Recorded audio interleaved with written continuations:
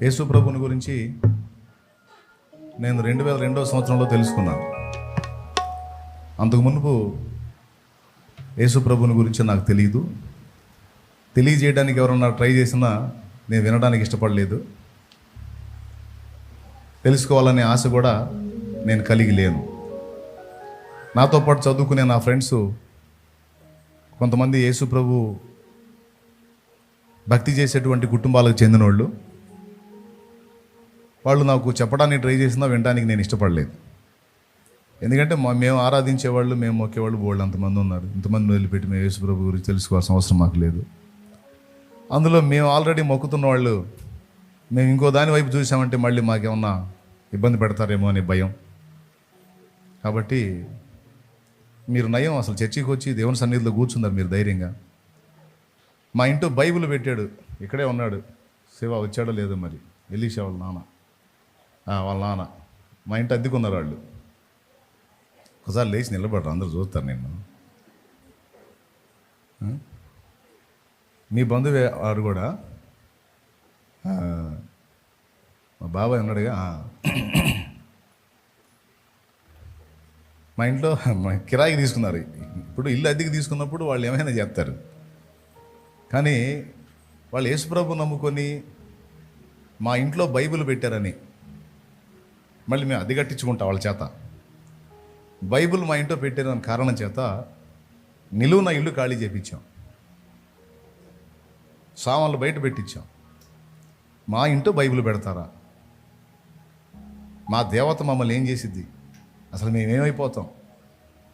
మేము ఇంతమందికి మొక్కుతుంటే, ఇన్ని బాధలు పడుతుంటే మా ఇంట్లో తీసుకొచ్చి ఏదో తగిలిచ్చారు. మళ్ళీ పోండి బయట ఖాళీ చేయండి నిలువున నిలబడి.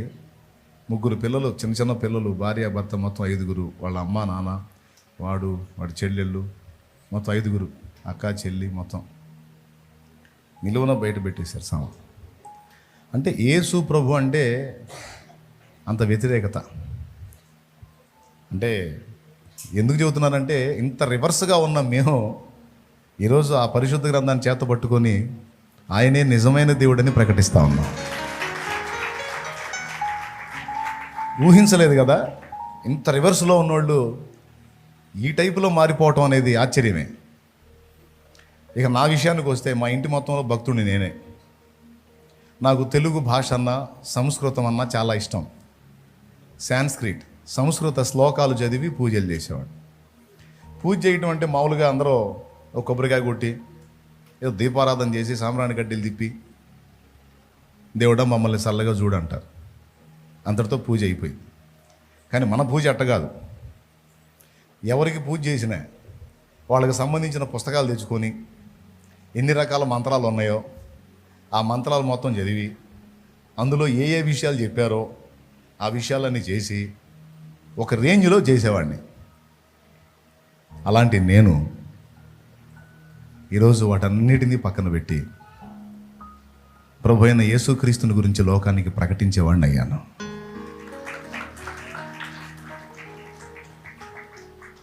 ఎందుకని? లోకంలో అంత పిచ్చిగా భక్తి చేసి అంతగా ఆరాధించి మునిగి తేలినట్టున్న నేను ఎందుకని యేసు ప్రభు మార్గంలోకి రావాల్సి వచ్చింది? యేసు ప్రభుని గురించి ఇంత వ్యతిరేకించిన మేము ఎందుకు ఆయన్ని నమ్ముకున్నాం, ఏ దశలో నమ్ముకున్నాం అనే ఒక ఆలోచన చేస్తే, ఒక మనిషి నిజంగా దేవుడి గురించి ఆలోచించాలంటే డబ్బన్నా పోవాలా, జబ్బన్నా రావాలంట. ఒకడు సరిగ్గా దేవుడిని వెతకాలంటే డబ్బన్నా పోవాలా, ఏదన్నా జబ్బన్నా. అన్నీ బాగున్నంత వరకు మాత్రం మనిషి మిడిసిపాటుగా అంతుండదు. మనం చెబుతున్న అంటుంటారు. ఏదో ఒకటి గాయం అయితేనే మనుషులు లైన్లోకి వచ్చేది, కాస్త ఆలోచించేది. అట్లాగే మాకు కూడా గాయమైన ఘట్టం ఒకటి ఎదురైంది మా జీవితంలో.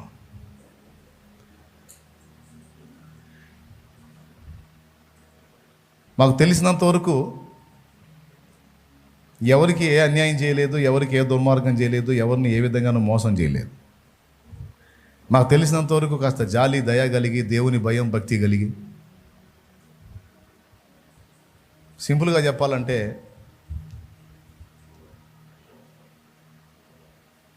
తూర్పుగోదావరి జిల్లాలో ఓసారి మా అమ్మ మా నాన్న, అంటే మేము పుట్టలేదు ఎవరు, వాళ్ళ వివాహమైన తొలి రోజుల్లో జీవనోపాధి నిమిత్తం అక్కడికి వెళ్ళాను. అక్కడ సంతలు ఉంటాయి, సంతల్లో సరుకులు కొనుక్కొని తెచ్చుకోవాలి. అంటే మా సైకాలజీ చెప్తున్నా, మా మెంటాలిటీ చెప్తున్నా ఎట్లా ఉంటుందని. సరుకులు కొని తేవడానికి మా నాన్న సంతకి వెళ్ళాడంట. 100 రూపాయలకో 150కో సరుకులు కొన్నాడు మా నాన్న. అతను ఆ 150 బాను 350 డబ్బులు ఇచ్చాడు మా నాన్నకి. విషయం ఏంటంటే మా నాన్న 500 నోటు ఆయనకి ఇలా, 500 నోటు ఆయనకి ఇలా. ఈయన ఇచ్చాడు అనుకొని ఆయన, ఇది సరుకులు ఇచ్చిన ఆయన 350 చిల్లర ఇచ్చాడంట. ఇక మా అయ్య ఆనందంతో, ఈడు బకరా అయిపోయాడు, నా 500 నా జేబులోనే ఉంది, 350 నా చేతికి వచ్చినాయి, 150 సరుకులు వచ్చినాయి, సూపరు అని పండగ చేసుకుంటూ ఇంటికి వచ్చాడంట. ఈయన అక్కడ 500 వచ్చినాయి అని ఆనందపడుతుంటే ఇంటికాడ మా అమ్మ,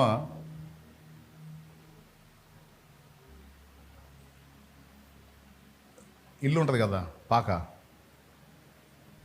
దీపం తీసుకొని ఏదో సంథింగ్ ఏదో సమస్య వస్తే ఇంట్లో దీపం తీసుకొని చూస్తుందంట. అట్లా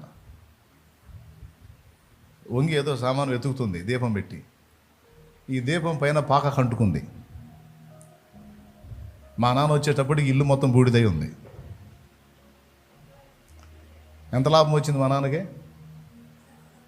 500 వచ్చింది. ఇక్కడ నాకు తెలిసి ఒక 2000 కూర్చొని అయిద్దిగా. ఎంత పోయింది? 500 ఎక్కడ, 1500 ఎక్కడ, ఇంకా అదనంగా అంత పోయిందనమాట. అప్పటి నుంచి ఏదన్నా ఊరకట్ట కనపడ్డా తెచ్చుకోవడానికి మాకు భయం. ఎందుకంటే రూపాయి కక్కుర్తి పడితే 100 రూపాయలు పోయిద్దేమో. ఎందుకు వచ్చిన గొడవ? మనకు సెట్ కాదు. అవతలోడు ఎంత బాధపడి ఉంటాడో, అవునా? పాపం రోజంతా వ్యాపారం చేసుకుంటే వానికి ఎంత వచ్చునో. కాబట్టి ఈ భయం కలిగి నిష్ఠాగరిష్టలతో ఒకటి సొమ్ము ఆశించకుండా, ఒకడికి అన్యాయం చేయకుండా మాకు తెలిసినంత వరకు జాగ్రత్తగా బతుకుతూ 10 మందికి దీవెనకరంగా ఉండాలనే బ్రతుకు మేము మొదలుపెట్టింది. కానీ ఊహించలేదు, రకరకాల చేదైన అనుభవాల్లో గుండా ప్రయాణం చేశాం. చివరికి ఒకనాటికి మా పరిస్థితి ఎలా వచ్చిందంటే, మొత్తం టోటల్ ఫ్యామిలీ మొత్తం కలిసి ప్రాణం తీసుకుందాం అన్న పరిస్థితికి వచ్చింది. నలుదిశలా అప్పుల పాలైపోయాం. చిలకలూరుపేట పట్టణంలో ఉన్నదాన్ని అంతా కూడా తాకట్టు పెట్టుకొని, చివరికి ఎక్కడ బ్రతుకు మార్గం లేక సామాన్లు చేతబట్టుకొని ఆవురు తిరుగుతా ఎట్లనన్నా ఎక్కడన్నా దారి దొరికిద్దేమని ఎన్ని రకాలుగా ప్రయత్నాలు చేసి, సిద్ధాంతుల దగ్గరికి వెళ్ళి, మాంత్రికుల దగ్గరికి వెళ్ళి, గుళ్ళు, గోపురాలు, పుణ్యక్షేత్రాలు, బస్టాపుల్లో, ప్లాట్ఫారాల మీద వండుకున్నాం. ఈ దేవుడు సాయం చేస్తాడు, ఆ దేవుడు, మరేం చేద్దాం? దిక్కులేనోడికి దేవుడే దిక్కు. ఇక బంధువులు, స్నేహితులు, శ్రేయోభిలాషులు అంటే మన పరిస్థితులు బాగుంటే ఎవరన్నా పలకరిస్తారు. కానీ మనం ఇబ్బందుల్లో ఉంటే వాళ్ళు ఆల్రెడీ ఇబ్బందుల్లో ఉంటారు కాబట్టి వాళ్ళ బాధలు వాళ్ళే. మనం లైన్లో ఉన్నాం అనుకో వాళ్ళు పలకరిస్తారు, ఎందుకంటే మనం వాళ్ళకి ఏదైనా ఉపయోగపడతామని. మనం ఇబ్బంది పడ్డాం అనుకో, అబ్బో వాళ్ళే ఇబ్బందుల్లో ఉన్నారు, మనం పలకరిస్తే మనకు కూడా ఇబ్బంది అయిపోతుంది, ఎందుకులే అని సర్దుకుంటారు. ఈ దశలో ఎవరు ఏ విధంగా ఆదరించలేనప్పుడు ప్రతి మనిషి చూసేది దేవుడికి వెళ్ళే. సో మేము కూడా ఒక దశలో కుటుంబం అంతా కలిసి, ఇక మనకు ఎవరు ఆదుకునే వాళ్ళు లేరు, కుటుంబం రోడ్డు పాలైపోయింది. అప్పులు ఎన్నైనా, బాధలు ఎన్నైనా, కుటుంబంలో మనుషులందరం బతికున్నాం, బాగున్నాం అన్న ఒక సాటిస్ఫాక్షన్ ఉండేది. అది కూడా 2002 జనవరి 14 అది కూడా పోయింది. మేము ఎంతో ప్రేమించే మా 4వ అక్క కరెంట్ షాట్ కొట్టి వెళ్ళిపోయింది. అమ్మాయి వెళ్ళిపోయింది. ఇప్పుడు కీబోర్డ్ కొట్టేవాడు ఆమె కొడుకే, ఇదిగో పైన ఉన్నాడు ఆమె కొడుకే, మీలో కూర్చుంది ఆమె కూతురు ఒక ఆమె, 3 పసిబిడ్డలు, ఇది ఇక్కడే ఉంది కూతురు. ఈ 3 చిన్న చిన్న పిల్లలు సంక్రాంతి పండుగ రోజు తలంటు స్నానం చేసి అమ్మవారి పూజ చేసి, మక్కాయ్ అమ్మవారి భక్తురాలు, పూజ చేసి టీవీలో శక్తి నాటికి వస్తుంటే అప్పట్లో 2002వ సంవత్సరంలో శక్తి నాటికి వచ్చింది. అమ్మవారి నాటికాన్ని అది పెట్టుకొని అది చూస్తా బట్టలు పిండుకుంటాం. ఈ కొడుకుల్లో ఒకడు గాలిపటాలు ఎగరేస్తా చెట్లో గాలిపటం ఇరుక్కుందమ్మా తీ అన్నాడు. తీద్దామని ఇనప సోగు తీసుకొని అందులో తీయడానికి ట్రై చేసింది. అందులో కరెంటు తీగలు ఉన్నాయి, పట్టుకుంది, స్పాట్ డెడ్. ఆ అమ్మాయి కన్ను మూయటం, ఈ పిల్లలు ముగ్గురు అనాథలైపోవడం, వీళ్ళ తండ్రి త్రాగుడు వ్యసనానికి బానిస అవ్వటం, వాళ్ళ నాన్న కూడా త్రాగుడు అలవాటైంది కొలుపుల్లో 5 రోజులు కొలుపులు జరిగితే బయట దేవరకు పెట్టే దగ్గర నుంచి వసంతాలాట దాకా మొత్తం తెలుసు. ఈ 5 రోజుల జాతరలో త్రాగుడు మునిగి తేలుతారు, తెలుసు కదా మీకు అందరికీ, దాదాపు చాలామందికి తెలుసు. అక్కడ అలవాటయ్యాడు. లేకపోతే వాళ్ళకి అంతకుముందు ఆ వ్యసనం లేదు, తర్వాత అలవాటయ్యారు. చిన్నగా అది బానిసత్వం అయిపోయింది. అతడు త్రాగుడికి బానిస అయిపోయాడు. హఠాత్తుగా ఈమె వెళ్ళిపోయిన కొద్ది కాలానికి ఆయన కూడా కన్నుమూశాడు. తల్లిదండ్రిని కోల్పోయిన ముగ్గురు పిల్లలు అనాథలు అయిపోయారు. మా పరిస్థితులే అంతంత మాత్రంగా ఉన్నాయి, మాకు జరగని పరిస్థితిలో ఉన్నాం. ఏ వ్యాపారం చేసినా ఎదురు దెబ్బే, ఏ ప్రయత్నం చేసినా ఎదురు దెబ్బే. దేవుడు అనేవాడు ఒకడు ఉంటే జాలి, దయా, కనికరం అనేది ఉంటుందిరా. ఇన్ని చేస్తున్నాం, ఒక్కటి కాకపోతే ఒక్కటైనా మనల్ని కనిపెట్టాలి. ఏందిరా నాయన, మనుషులకు దయ లేదు, దేవుడికి దయ లేదు మన మీద. ఇలాంటి బతకటం అవసరం అంటావు అని కూర్చొని ఆలోచన చేసుకున్నాం. ఒకరోజు మావాడు డబ్బులు కూడా ఇచ్చాడు మా నాన్నకి, ఏదన్నా మందు కొనుక్కొని రా తాగుదామని. మనం పోయి పిల్లలు ఎందుకు మొత్తానికి పోద్దాం, మనం కూడా పోసుకొని తాగుదామని. ఈ మాటలు నేను చెప్తున్నప్పుడు ఈరోజు మీలో కూడా కొంతమంది పరిస్థితులు అలానే ఉండుంటాయి. అప్పుల పాలైపోయి, కుటుంబంలో వ్యక్తుల్ని కోల్పోయి, కుటుంబంలో వ్యక్తులు త్రాగుడికి బానిసైపోయి, ఎన్ని ప్రయత్నాలు చేసినా బయట పడలేక, బ్రతకటమా పోవటమా అన్న విరక్తిలో కుటుంబాల్లో శాపాలను అనుభవిస్తున్న వాళ్ళు, కన్నీళ్ళే అన్నపానాలుగా బతుకుతున్న వాళ్ళు మీలో కూడా ఉండొచ్చు. అందుకే అందరికీ ఉపయోగపడుతుందని చెప్తున్నాను. నా లైఫ్లో చెప్తున్నాను నేను, ఎందుకు మారానన్న దానికి చెప్తున్నాను నేను. మా వాడు డబ్బులు ఇచ్చాడు, డబ్బులు తీసుకొని పోయి మందు బాగా కొనుక్కొని రాని. మా నాన్న వద్దే అట్లొద్దు, ఇంకొక మెట్టు చూద్దాం, ఏ దేవుడైనా మనకు సాయం చేస్తాడేమో, ఇక ఏ సాయం లేదు, ఇక లేదురా అనుకున్నప్పుడు ఇంకొకసారి చివరి ప్రయత్నంలో ఇంకా లేదు అనుకున్నప్పుడు అప్పుడు చేద్దాము పని. ఇప్పుడు వద్దాయి అట్లా అనొద్దు అన్నాడు. వాళ్ళ మనసులో ఆలోచన పోయింది కానీ నా మనసులో పోలా. 2002వ సంవత్సరం మార్చి నెల చివరిలో ఒక నైట్ పండుకొని ఆలోచించుకుంటున్నా, నీచం కంటే మరణం మేలు. కుటుంబాన్ని ఆదరించలేని బ్రతుకు, శాపాన్ని అనుభవించే బ్రతుకు, రోడ్డు పాలైన బ్రతుకు, నిలవరమైన నివాసం లేని బ్రతుకు అవసరమా? ఎందుకు? నాకు వివాహమైంది, 2 చిన్న చిన్న పిల్లలు, పసిబిడ్డలు. ఆ నైట్ పండుకొని ఆలోచించుకుంటున్నాను. తల్లిదండ్రి ముసలివాళ్ళు, తోడబుట్టిన వాళ్ళ పరిస్థితి బాగాలేదు. కొద్దిగా ఏదైనా యాక్టివ్గా ఉంటే నేనే ఉన్నాను, నేను ఏది చేసినా ముందుకు రావట్లా. ఆ నైట్ నేను థింక్ చేస్తూ ఉన్నాను, ఎట్లనన్నా ఊపిరి తీసుకోవాలి, ఎట్లా పోతే మనం ప్రశాంతంగా పోతాం. ఇంకొకటి, పోయేదేదో ఊరగా పోకూడదు. నేను ఈ లోకాన్ని వదిలిపెడితే నా ఫ్యామిలీకి ఏదైనా లాభం వచ్చేటట్టు, నేను ఎలా కన్ను మూస్తే నా ఫ్యామిలీకి మనీ వచ్చిందనే ఆలోచన కూడా చేశాను. ఎంత దరిద్రమో చూడండి అది.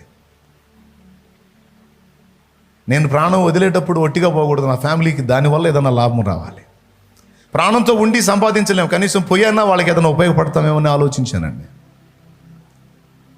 మీరు నమ్మినా నమ్మకపోయినా అది నిజం. ఇక రాత్రి నా చిన్న చిన్న పిల్లలు 2 పసిబిడ్డలు, వాళ్ళని చూసి చాలా ఏడ్చుకున్నా.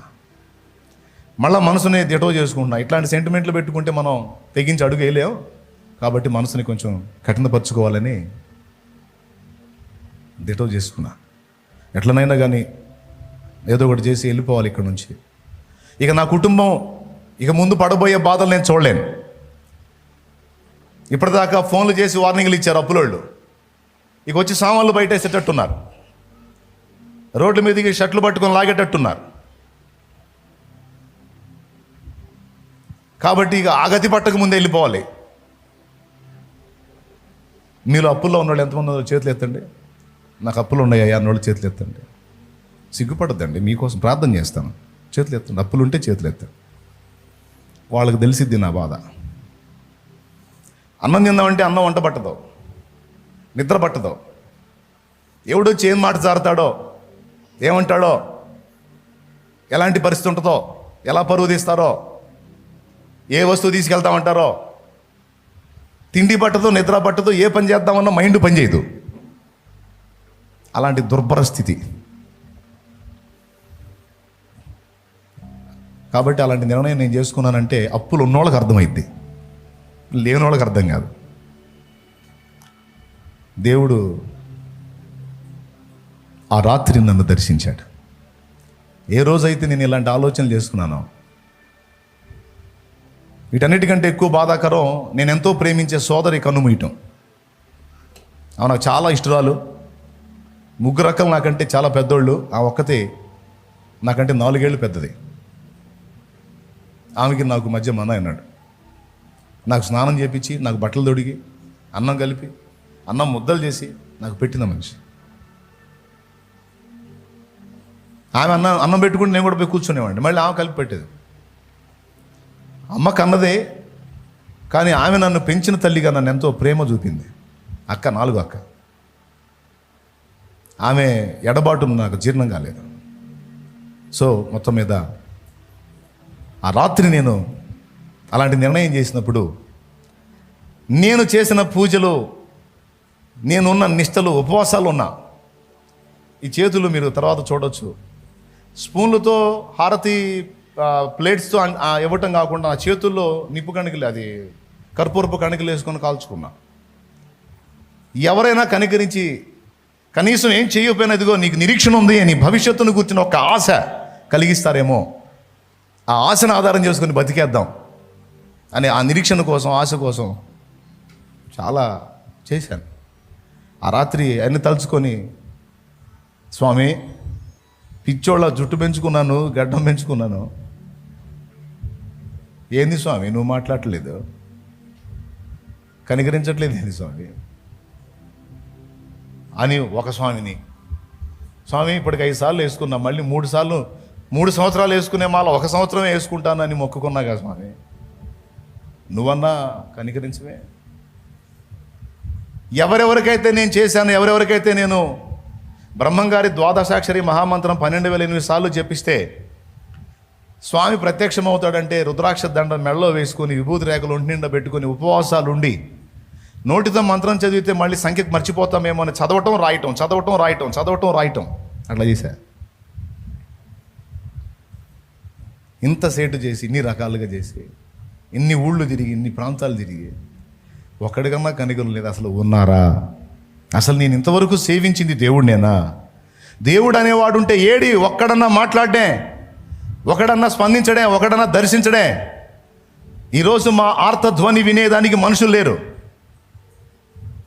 ఎవరికి పట్టదో, ఎవరి బాధలు వాళ్ళకున్నాయి, ఎవరి మీద ఏష్టపోవడానికి వీల్లేదు.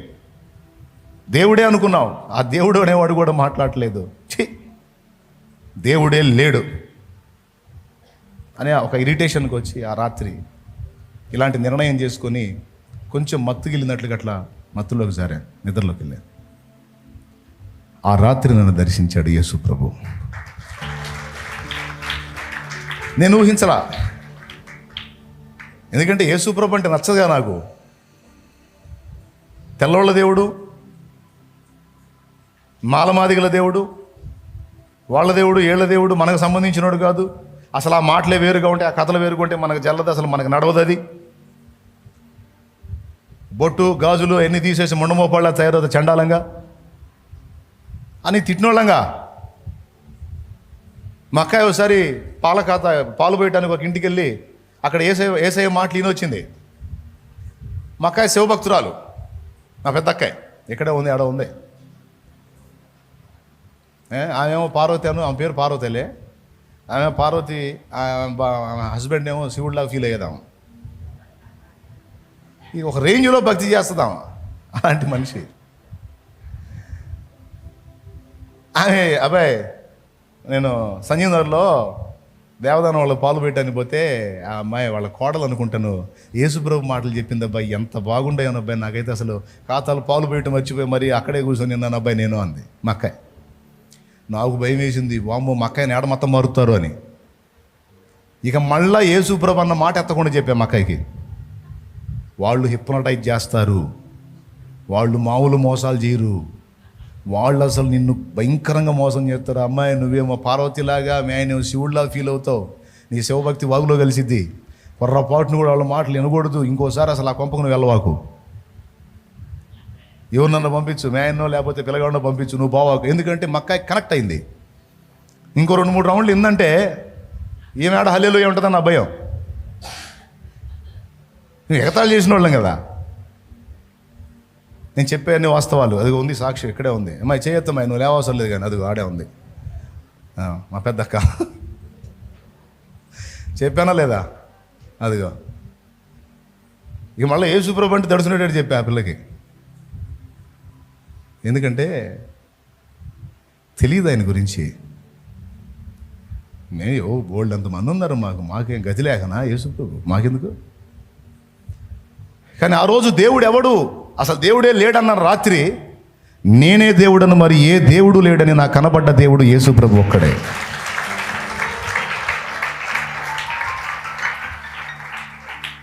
దేవుని సమక్షంలో ఉండి నేను సాక్ష్యం ఇస్తున్నా. శ్లోకాలు చదివి, మంత్రాలు చదివి, పూజలు చేసి, నిష్ఠా గరిష్టలతో ఉపవాసాలు ఉండి, రుద్రాక్షదాన్ని వేసుకొని, విభూతి రేఖలు పెట్టుకొని పిచ్చోళ్ళగా అతిభక్తి చేసిన నేను ఎవరు దేవుడు ఈ రాత్రి తేలాలి అన్న క్వశ్చన్కి నేనే దేవుడనని ప్రత్యక్షమైన నిజమైన దేవుడు, ఏకైక దేవుడు ప్రభు అయిన యేసుక్రీస్తు. ఆ రాత్రి ఆయన కూర్చుని ఒక దర్శనం నేను పొందాను. నేను అబద్ధాలు చెబితే దేవుడు చూస్తాడు పైన, నేను సత్యం చెప్తున్నాను. అబద్ధాలు చెప్పే అవసరం నాకు లేదు. నాకు ఆయన ఆ రాత్రి సాక్షాత్కరించి నా మనోనేత్రాలు వెలిగించాడు. ఒక చిన్న దర్శనం అంతే. తర్వాత లేచి కూర్చున్నాను. సమయం 4 అయింది, తెల్లవారుజాము 3:30-4 అయింది అంతే.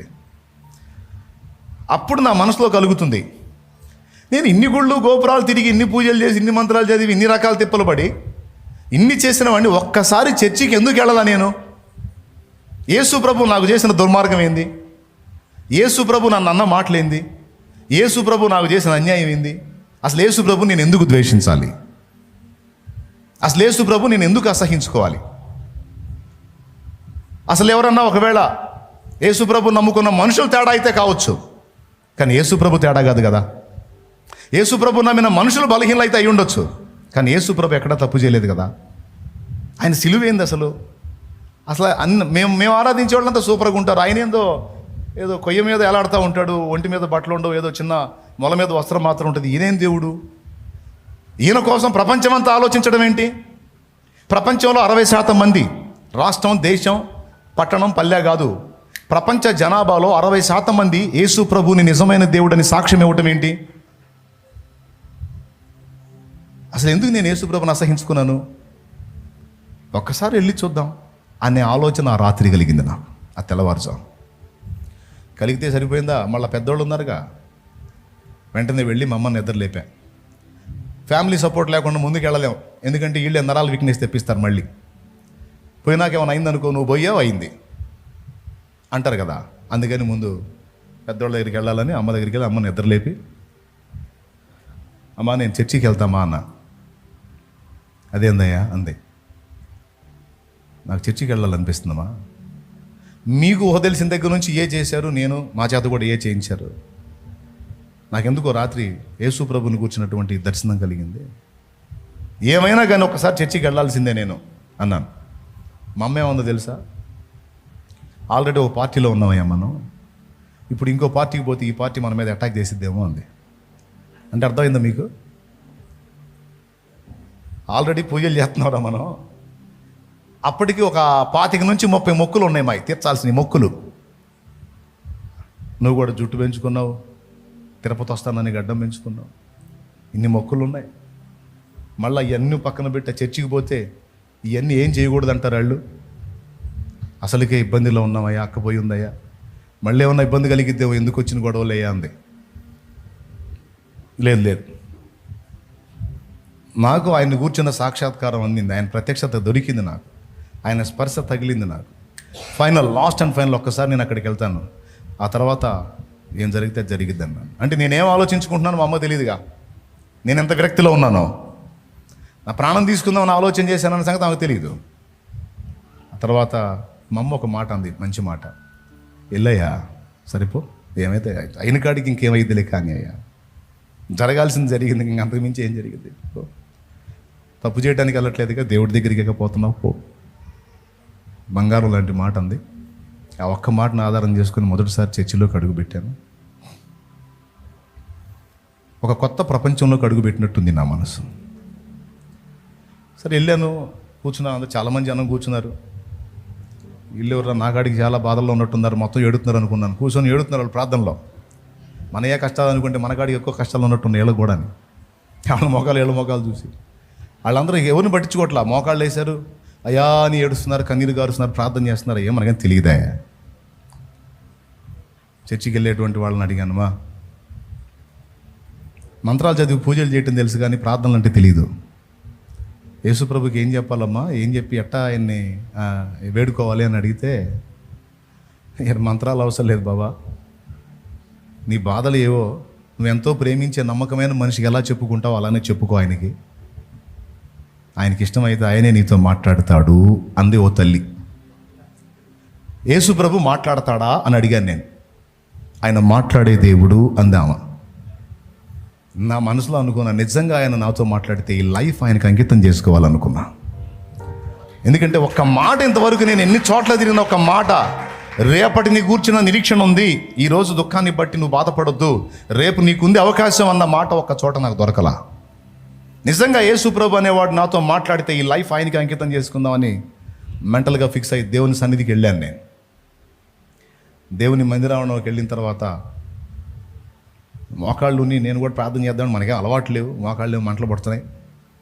అయినా సరే బాధ అయితే అయిందని అట్లనే కూర్చున్నాను. అందరూ మోకాళ్ళు వేస్తే మనం ఎందుకు మామూలు కూర్చోవాలా? మోకాళ్ళ మీదే ఉండి,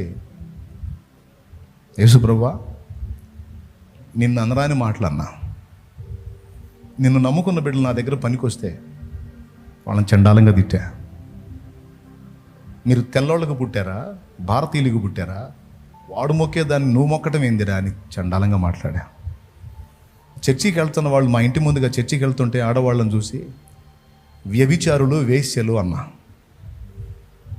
ఇంటికాడ భర్త ఉంటాడు, చర్చిలో ఇంకొకడు ఉంటాడన్నా. ఎలాంటి దుర్భాషలు ఆడాలో, ఎంత నీచంగా మాట్లాడాలో అంత నీచంగా మాట్లాడాను. నీచుండయ్యా నేను, నాకు తెలియక అట్లా మాట్లాడాను, తెలియక నేను అసహించుకున్నాను. కానీ దేవుడు ఎవరు అని అడిగితే నేనే దేవుడు అని ప్రత్యక్షమయ్యా.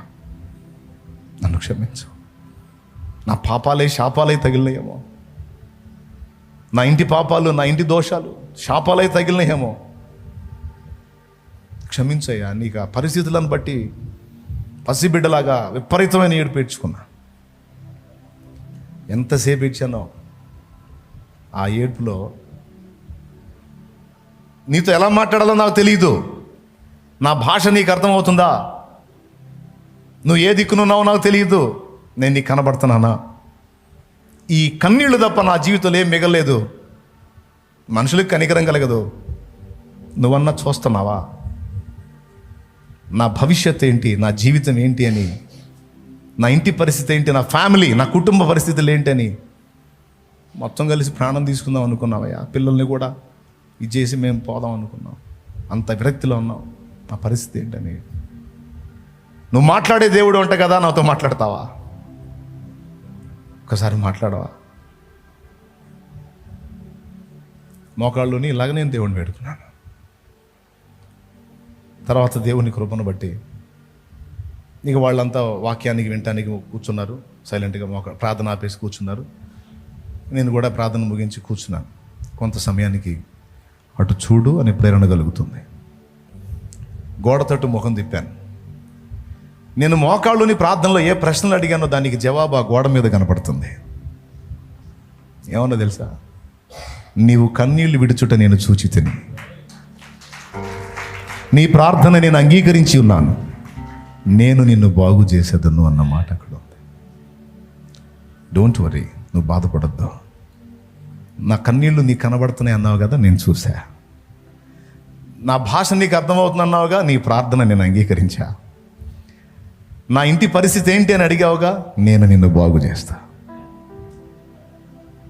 ఒక్కసారిగా నాకు బాడీ మొత్తం కూడా రోమాలు నిక్కరబొడిచినట్టు అనిపించింది. ఎందుకంటే నా ప్రశ్నలకి స్పష్టమైన ఆన్సర్ అక్కడ కనపడుతుంది నాకు. ఈ మాట బైబిల్లో ఏడుందని అప్పుడు పక్కన వ్యక్తిని అడిగాను, ఒక్కసారి బైబిల్ ఏమండి బైబిల్ ఇస్తారా, ఒకసారి చదివిస్తానని. అంటే తీసుకొని ఇచ్చారు. ఆ బైబిల్ తీసుకొని ఆ మాట ఎక్కడుందని వెతికితే రాజుల 2వ గ్రంథము 20వ అధ్యాయము 5వ వచనంలో ఆ మాట ఉంది. ఆహా, నిజమేరా, యేసుప్రభు మాట్లాడతాడు అంటే నేను నా మనసులో నేను కన్నీళ్లు గార్చి నేను వేడుకున్న వేడుకోలకి అదిగో నాకు సమాధానం చూపించి నన్ను ఆయన స్పష్టంగా గమనిస్తున్నాడన్న సంగతి నాకు అర్థమైంది.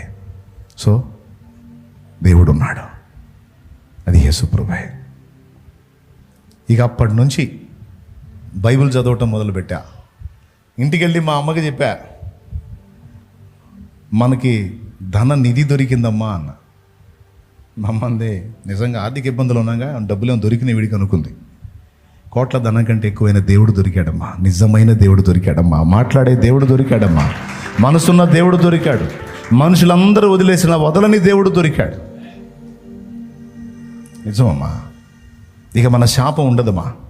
ఎందుకంటే అంతవరకు మనం మొక్కిన వాళ్ళందరూ మన కోసం ఏం చేయలేదమ్మా. యేసు ప్రభు మన పాపాలని శాపాలను తీసేయటానికి మన పాపాలన్నీ ఆయన మీద వేసుకొని సిలువ మీద తన ప్రాణం పెట్టాడమ్మా. మన పాపాలకు మనం చేసిన శాప క్రియలకు వచ్చిన శిక్ష అంతా సిలువ మీద యేసు మోసి ఆయన రక్తము ద్వారా మనకు విడుదల ప్రకటించాడమ్మా. మనం కట్టాల్సిన వెల యేసయ్య కట్టాడమ్మా. మన పాప రుణం యేసు తీర్చాడమ్మా. ఇక మనకు శాపం ఉండదమ్మా, మన మీద ఇక పాపం ఏలుబడి ఉండదమ్మా, మనం ఆశీర్వదించబడతామమ్మా అని చెప్పాను నేను. శాపం తొలగింది. ఆ శాపమంతా యేసు సిలువలో మోసాడు. ఒక క్రొత్త జీవితం మనకు ప్రారంభమైంది చూడు అన్నాను. ఏమోలే అని ఒక నిట్టూర్పు విడిచి దాటిపోయింది మా అమ్మ. ఆ తర్వాత చిన్నగా నేను మోకాళ్ళు ఇంట్లో ప్రార్థన చేస్తే మా అమ్మ వింతగా చూసే, చిన్నగా ఆమె కూడా వచ్చి కూర్చోవడం మొదలుపెట్టి చెప్పా మా అమ్మకి, నాతో పాటు నువ్వు కూడా కూర్చోమ్మా. పాపం చేయటానికి మనం ఆలోచించాలి కానీ దేవునికి ప్రార్థన చేయటానికి పాపమే ఉందమ్మా, కూర్చోమ్మా చూడుమా అని. ఎందుకంటే ఫస్ట్ అమ్మనే కదా పిల్లలు కనెక్ట్ అయ్యేది. అందుకని మా అమ్మను కూర్చోబెట్టి మా అమ్మ, నేను, తర్వాత నా భార్య, చిన్నగా నా ఫ్యామిలీ మొత్తం ఫస్ట్ కొంచెం ఎడాపెడాగా ఉన్న ఎగతాళి చేసిన చిన్నగా వాళ్ళు కూడా వచ్చి మోకాళ్ళు వేసి కుటుంబం ఎప్పుడైతే ప్రార్థన చేయటం మొదలుపెట్టామో చిలకలూరుపేట పట్టణంలో మొత్తం ఎత్తుకొని వెళ్ళిపోయాం. మాకు 1000 రూపాయలు కూడా అప్పు పుట్టదు ఇక్కడ నుంచి. కానీ ప్రార్థన చేసి వాక్యం తీస్తే వాక్యంలోంచి దేవుడు మాట్లాడాడు. ఎక్కడైతే అవమానపరచబడి మీరు వెళ్ళిపోయినారో అదే ప్రదేశంలో నేను మిమ్మల్ని మరలా రప్పించి మిమ్మల్ని అక్కడ స్థిరపరుస్తా, మీ నివాస స్థలములను ఆశీర్వదిస్తానన్నాడు ఆయన. ఆశీర్వదిస్తా, అక్కడే వచ్చి మిమ్మల్ని స్థిరపరుస్తా అన్నాడు. ఇది ఎలా జరిగింది? 1000 రూపాయలు 100 రూపాయలు అప్పు కూడా ఎవరు మాకు. కానీ ఒక తల్లి ఫోన్ చేసింది చిలకలూరుపేట నుంచే. గతంలో మాకు అప్పిచ్చి ఉన్న ఆమె నమ్మకంగా మేము తీర్చిన వ్యక్తి. ఆమె గ్రహించి ఫోన్ చేసి రమ్మని కబురు పెట్టింది. ఏంటి అప్పులై నేను వెళ్ళిపోయానంటగా, ఎందుకు వెళ్ళాలి, రండి, ఎక్కడెక్కడో బాకీలు ఉన్నాయి ఆ అమౌంట్ అంతా నేను ఇస్తా, మొత్తం నేను కడతా. వాస్తవంగా ఆమె చాలా కఠినమైన మనిషి, పిల్లికి బిచ్చం పెట్టిన మనిషి ఆమె. ఆ మనిషి కబురు పెట్టిందని ఫోన్ చేసింది మాకు పని కట్టుకొని. వస్తే కర్రల సంచి ఉంటుంది చూసారా, కర్రల సంచి మార్కెట్కి తీసుకెళ్తాయి కదండి కర్రల సంచి. ఆ కర్రల సంచి నిండా డబ్బు కట్టలు పేర్చుకొని తీసుకొచ్చి ఇచ్చింది. ఓ వెంకాయమ్మ, అప్పులన్నీ కట్టుకోపో, ఎక్కడెక్కడ అప్పు ఉన్నా వాడంతా కట్టుకోపో, నీ దగ్గర ఉన్నప్పుడు 1000 రూపాయలు మిగిలిస్తే ఆ 1000 రూపాయలు తెచ్చి నాకు కట్టు. అట్లా నీ ఓపిక, నీ పిల్లలు కష్టపడండి, సంపాదించినట్టు తెచ్చి నాకు కట్టండి. వడ్డీ కూడా మేము పెద్దగా వడ్డీ గిట్టిపో అవసరం లేదు, ఎంతోగా నీ మనసుకు దోచిందని తీపో, ముందు లైన్లో ఉండు నువ్వు చాలు. ఒక మనిషి హృదయంలో ఆ మమత పుట్టడం సామాన్య విషయమే కాదు, అది దేవుడు మాట్లాడితేనే జరిగితే. దేవునికి స్తోత్రం. అక్కడి నుంచి స్టార్ట్ అయింది. ఒకటొకటిగా పరిస్థితులు మొత్తం ఆయనే చక్కదిద్దాడు. ఇక పొద్దంతా చాకిరి చేయటం, సాయంత్రానికి అందరం స్నానం చేసుకొని బైబిల్ ముందు పెట్టుకొని చుట్టూ పిల్లలతో సహా మోకాళ్ళేసి ప్రార్థన చేయటం. ఇప్పుడు అవి తీసుకొచ్చి కొట్టాలా, ఈ తీసుకొచ్చి దిగాలి, ఏ గొడవ, కడ్డీ ఖర్చుకోలేదు, సాంబ్రాణి కడ్డీ ఖర్చు, మోకాళ్ళు వేయటం, కన్నీరు గార్చి ప్రార్థన చేయటం. స్నానాలు జపాలు తపాలు వ్రతాలు కూడా లేదు. ఓపికంటే స్నానం చేయి, లేకపోతే కాళ్ళు చేతుడికి మోకాళ్ళు వేసి ప్రార్థన చేయి, నా దేవుడు కార్యం చేస్తాడు. వాక్యాలు విన్నా. పసిపిల్లలతో సహా మోకాళ్ళని ప్రార్థన చేయటం మొదలుపెట్ట. మొత్తం ఒక కొలికొచ్చి, అప్పులన్నీ ఒక కొలికొచ్చి, మేము కోల్పోయిందంతా తిరిగి మా చేతికి వచ్చేటట్టు చేశాడు ఆయన. ఏ స్థలంలో నుంచి అవమానకరంగా మీరు త్రోసివేయబడ్డారో, నెట్టివేయబడ్డారో, అదే స్థానంలో నేను నిలుపుతాను, అక్కడ నా స్తుతుల మందిరాన్ని కడతానని దేవుడు మాట్లాడాడు. ఆశ్చర్యం. శాంతినగర్లో ఇప్పుడు మందిరం అదే. నా ఇల్లే చర్చ అయిపోయింది అక్కడ. మీకు ఇంట్రెస్ట్ ఉంటే వెళ్ళేటప్పుడు మీరు చూసి వెళ్ళొచ్చట్టు. ఇక్కడ దగ్గరే శాంతినగర్. ఆనాడు నేను నివసించిన ఆ ఇల్లు ఈరోజు దేవాలయంగా మారింది. అంతటితో ఆగకుండా అక్కడి నుంచి ఇక్కడికి ఇప్పుడు కష్టాలు బాధలు అన్నీ పోయి వాటి గురించి ఆలోచించడం పక్కన పెట్టి, నేను తెలియక అజ్ఞానంలో ఉండి నరకయాతన అనుభవించాను. ఇదే స్థితిలో చాలామంది ఉన్నారు. వాళ్ళకి నేను సాక్ష్యం ఇవ్వాలి. యేసు ప్రభునందు విశ్వాసం ఉంచిన వారందరూ బంధకాల నుంచి బయటపడతారు, భూమి మీద నెమ్మది పొందుతారు. ఈ యాత్ర ముగించిన తర్వాత కూడా నిత్య జీవానికి చేరతారు, నరకం తప్పించుకుంటారు. ఎందుకంటే యేసు ప్రభు ఒక్కడే మన పాపాల కోసం ప్రాణం పెట్టి తిరిగి లేచిన ఏకైక దేవుడు. మనం సేవించేవారు ఇంకా ఎవరు మన పాపాల కోసం ఏమీ చేయలేదు. యేసు ప్రభు మాత్రమే ప్రాణం పెట్టి తిరిగి లేచిన దేవుడు గనుక మనల్ని విడిపించగల ఒకే ఒక్క అధికారం కలిగిన వాడు యేసు ప్రభు ఒక్కడని లోకానికి కూడా చాటాలని నిర్ణయించుకున్న ఆ రోజు నుంచి ఈ రోజు దాకా ఆయనను గురించి లోకానికి ప్రకటన చేసి దేవుని సేవలోనికి వచ్చా. తర్వాత అది అంచెలంచెలుగా ఇక్కడికి రావటం, తర్వాత అది ఇప్పుడు జగద్విదితం అవ్వటం మీకు కూడా తెలుసు. ఇప్పుడు నన్ను ఫేస్ టు ఫేస్ చూస్తుండొచ్చు, కానీ అక్కడక్కడ మీరు నన్ను గమనించే ఉంటారని నేను అనుకుంటున్నాను. ఇదంతా దేవుని దయాపూర్వక సంకల్పం, ఆయన చేసినటువంటి ఘనమైన కార్యం.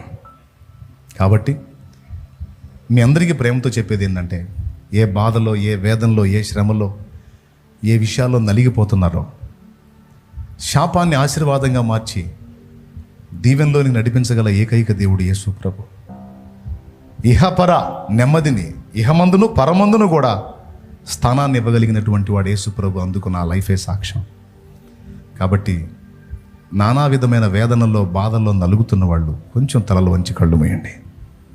కుటుంబాల్లో వ్యక్తులు త్రాగుడుకు అలవాటు పడిపోయి, అప్పుల పాలైపోయి, ఉన్న ఆస్తులు తాకట్టు పెట్టుకొని, వడ్డీలు కట్టలేక, కుటుంబంలో కాపురాలు విచ్ఛిన్నమై, నెమ్మది లేదు, కన్నీళ్ళే అన్నపానాలుగా బ్రతుకుతున్నారు. ఏదో నవ్వుతున్నట్టు కనపడుతున్నారు కానీ ఏడుపే ఉంది, గుండెల్లో వేదన ఉంది. నాకు తెలుసు.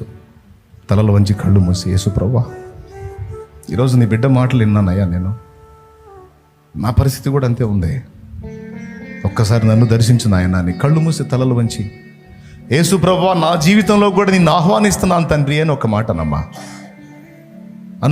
అన్నయ్య నేను మిడిమేళంగా ఊరేగాను, దీన మనసు కలిగి అయ్యా అన్నప్పుడు ధన్యుడయ్యాను. కళ్ళు మూసి తల్లోంచి ఒక్క మాట అనండమ్మా. మీ జీవితంలోకి ఆయన వస్తాడు. ఆయన పిలువమ్మా.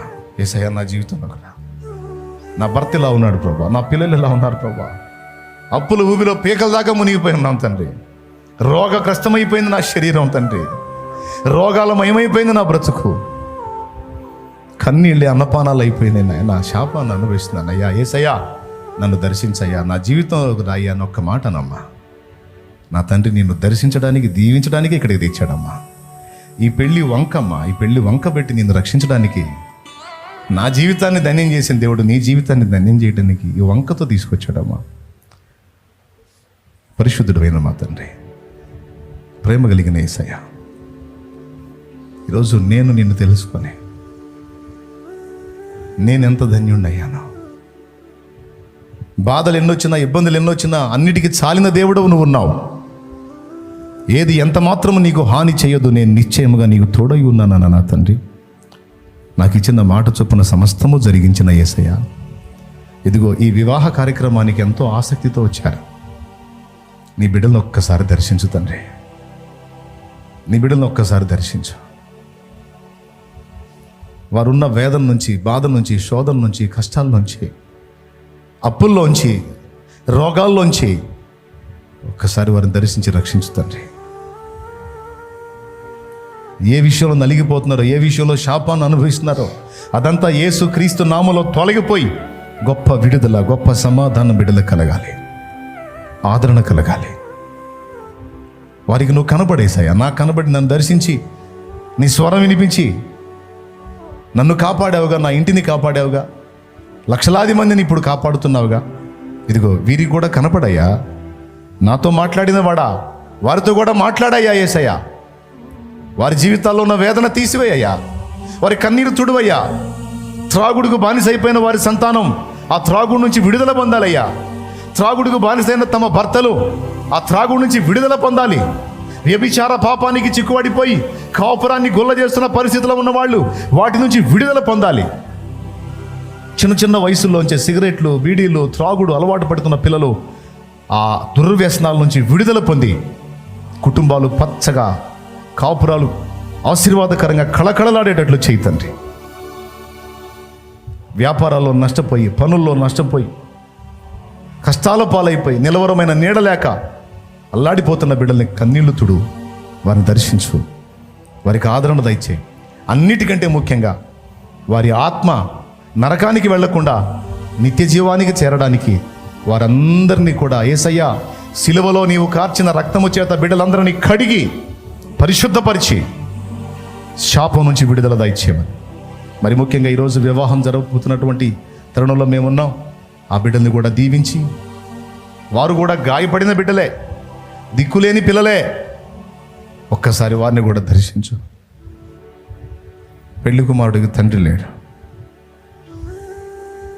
పెళ్లి కుమార్తెకి తల్లి తండ్రి ఇద్దరూ లేరు. నా తండ్రి, దిక్కులేని పిల్లలకు నీవే దిక్కు. దర్శించి వారి జీవితం ఆశీర్వాదకరంగా ఉండాలి, శుభప్రదంగా ఉండాలి. అందరూ ఉన్నవారి కంటే కూడా వీరి జీవితాలు ఆశీర్వాదకరంగా ఉండునుగాక. ఆశ్చర్యక్రియ జరిగించమని నీ సన్నిధిలోకి వచ్చిన నీ బిడ్డల్ని దీవించకుండా పంపవద్దు, ఆశీర్వాదంతో నింపమని యేసు క్రీస్తు నామములో వేడుచున్నాం తండ్రి. ఆమేన్, ఆమేన్. సింపుల్గా నేను ఎలా దేవుని వైపు తిరిగాను 2 మాటలు మీకు అందించాను. మీరు కూడా ఆలోచించండి. ఒకవేళ ఇప్పటివరకు యేసు ప్రభుని ఒకవేళ తక్కువ అంచనాతో మాట్లాడుకుంటే, ఏదన్నా ఏ విషయంలో అసహించుకుంటే దయచేసి ఆయన్ని క్షమాపణ వేడుకోండి. నాకు తెలియక నేను కొన్ని దూషణలు చేశాను, ఇప్పుడు పశ్చాత్తాపడుతున్నాను. దయచేసి మీరు అలా తృణీకరించకండి. ఆలోచించండి, యేసు ప్రభు గురించి. బాగుపడతారు, రక్షించబడతారు. కృప మీ అందరికీ తోడై ఉండునుగాక. ఆమేన్.